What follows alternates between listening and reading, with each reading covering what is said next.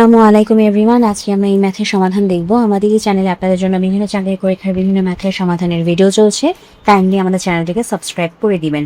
তো চলুন এখন আমরা আমাদের আজকের সমাধানে নেমে পড়ি।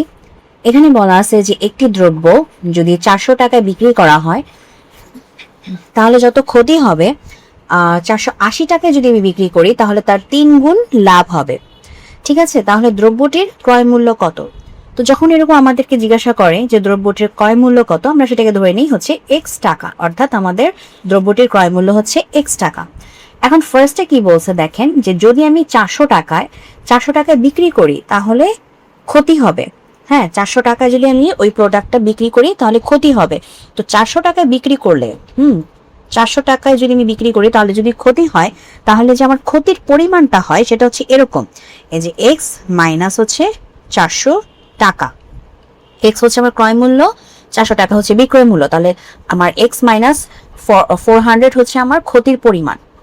এরপর আবার বলতেছে যদি 480 টাকায় বিক্রি করি তাহলে 3 গুণ লাভ হয়, মানে 480 টাকা যদি আমি বিক্রি করি তাহলে 3 গুণ লাভ হয়। তাহলে 480 টাকা হচ্ছে আমার বিক্রয় মূল্য আর এটা হচ্ছে আমাদের ক্রয় মূল্য। তো বিক্রয় মূল্য থেকে ক্রয় মূল্য বাদ দিলে, মানে বিক্রয় মূল্য যদি বেশি হয় ক্রয় মূল্য যদি কম হয় তাহলে হচ্ছে আমার লাভ হয়। তাহলে লাভের পরিমাণ কত? 480 মাইনাস এক্স টাকা।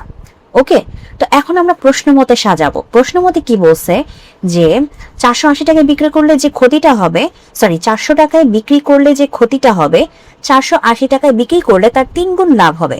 তার মানে আমার 400 টাকায় বিক্রি করার ক্ষতির পরিমাণটা আমার 480 টাকায় বিক্রি করার পর যে লাভটা হচ্ছে এটার সমান। ওকে, তো এটার জন্য আমরা মিলাইতে চাই, ফার্স্টে আমরা এই দুটো একটু লিখি। হ্যাঁ, এই যে 480 মাইনাস এক্স সমান সমান এক্স মাইনাস 400। এটা লেখার পরে এখন আমরা কথাটা মিলাই। কথাটা কি বলছে যে আমরা 400 টাকায় বিক্রি করলে আমার যে ক্ষতিটা হবে, আমার 480 টাকায় বিক্রি করলে তার 3 গুণ লাভ হবে।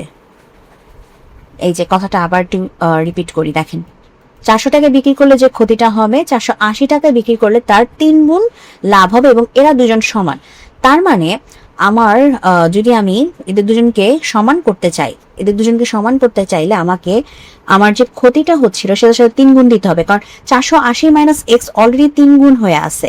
তো এটাকে সমান করতে চাইলে আমাকে এক্স মাইনাস 400 এর সাথে 3 গুণ করতে হবে।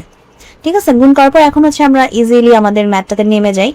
আমাদের 3x মাইনাস 1200, তারপর হচ্ছে আমরা এক্স এর জন্য এই জায়গায় হচ্ছে গিয়ে বড় সংখ্যাগুলোকে নিয়ে আসি, 480 মাইনাস এক্স, এরপর হচ্ছে যে 3x প্লাস এক্স, যেহেতু মাইনাস আকারে আছে, আর এখানে হবে 480 যোগ 1200, তাহলে এখানে হবে 4x সমান সমান আমাদের 1680।